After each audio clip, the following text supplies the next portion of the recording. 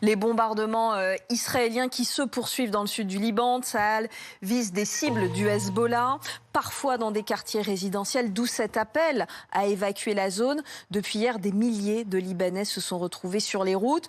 Eux visent le nord, la capitale, Beyrouth, où vous vous trouvez, Jérémy Normand. Comment se passe l'accueil de ces réfugiés ?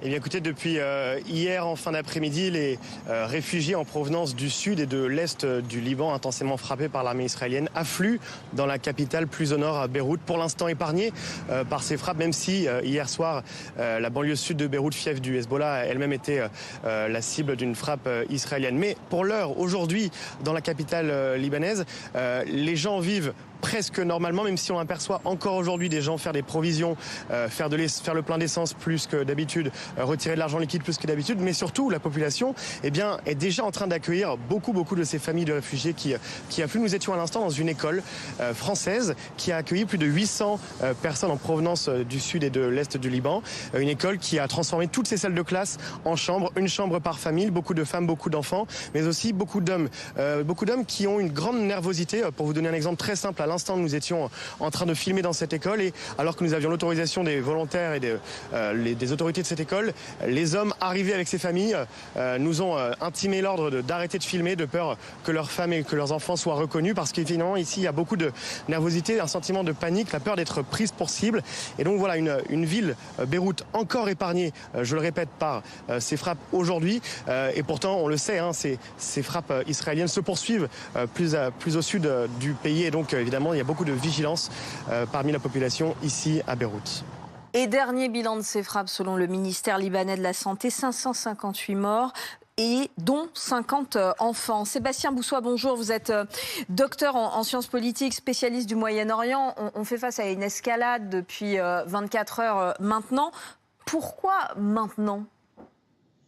C'est une véritable question. Vous savez, ça me rappelle les révoltes des banlieues. On ne sait pas pourquoi à un moment ça explose précisément, alors qu'en réalité, tous les éléments sont là pour exploser à n'importe quel moment. Je crois qu'entre Israël et le Liban, il y a évidemment un passif, qu'il y a un terreau de problèmes qui durent depuis maintenant des décennies. Et l'engrenage d'une part du 7 octobre et de la riposte d'Israël qui a voulu tenter de venir à bout du Hamas à Gaza fait que Netanyahou considère peut-être que la partie sud d'Israël est sécurisée, que maintenant il est temps de se concentrer sur le nord. Et je ne vous apprends rien, on sait que depuis le 7 octobre et même avant, chaque jour, des roquettes sont tirées du sud Liban par le Hezbollah en direction d'Israël. Et ça pose un problème puisqu'on a aujourd'hui près de 70 000 Israéliens qui sont déplacés. Et je crois qu'à un moment, Netanyahou considère qu'il peut peut-être écouter la société israélienne qui est contre lui. Et là, en l'occurrence, ça gronde beaucoup du côté du nord israélien. Et du coup, l'objectif de Tsahal n'est pas d'éradiquer le Hezbollah comme il voudrait le faire pour le Hamas. Écoutez, Israël, sa priorité, c'est la sécurité qui est intangible. À partir du moment où vous avez un État qui est effectivement en état de siège et qui est en guerre en réalité depuis 1948, si vous avez des organisations, quelles que soient les raisons qui ont favorisé la création de ces organisations, quel que soit le soutien des uns et des autres, y compris d'Israël à un moment qui a soutenu le Hamas pour déstabiliser l'autorité palestinienne, vous ne pouvez pas être en sécurité totale tant que vous avez deux organisations qui vous tirent dessus en permanence ou qui continuent effectivement à faire des opérations comme celle du 7 octobre. Alors certains parlent de mouvements de résistance, d'autres d'organisations terroristes.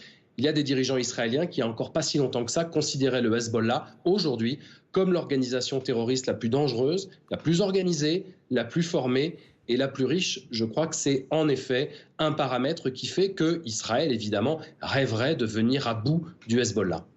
Pour le moment, le Hezbollah qui est seul face à Israël, à moins que l'un de ses alliés ne rentre dans le conflit. Écoutez ce que disait le président iranien ce matin.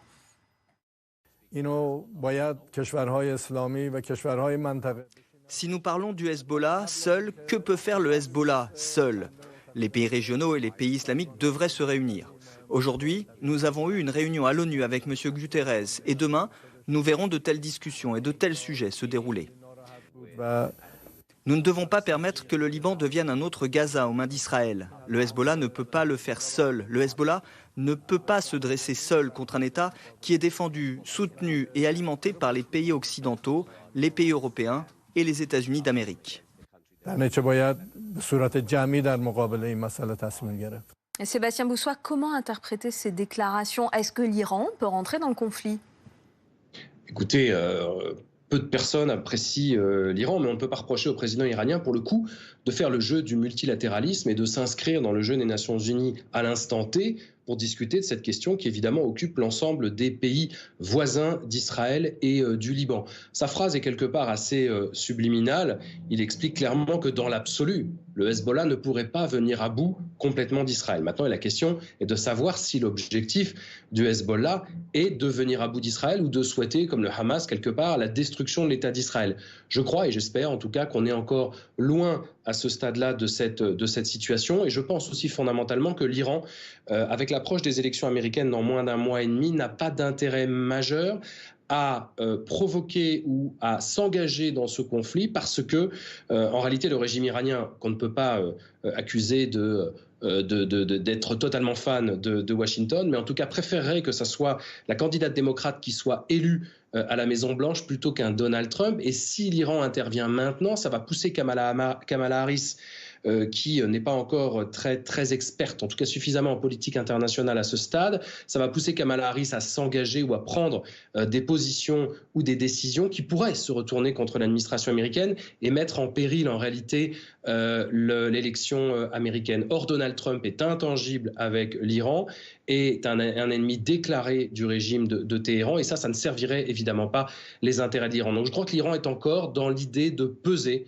de jouer un rôle pour essayer d'arriver à ce qui marche le mieux dans la région depuis des décennies, aussi tragique soit-il, aucune résolution de conflit, aucune paix entre tous ces pays, mais juste un statu quo qui finalement, quelque part, permet de revenir entre guillemets à la normale, malgré les drames et malgré des situations qui restent totalement en suspens. Merci Sébastien Boussois d'avoir répondu à nos questions.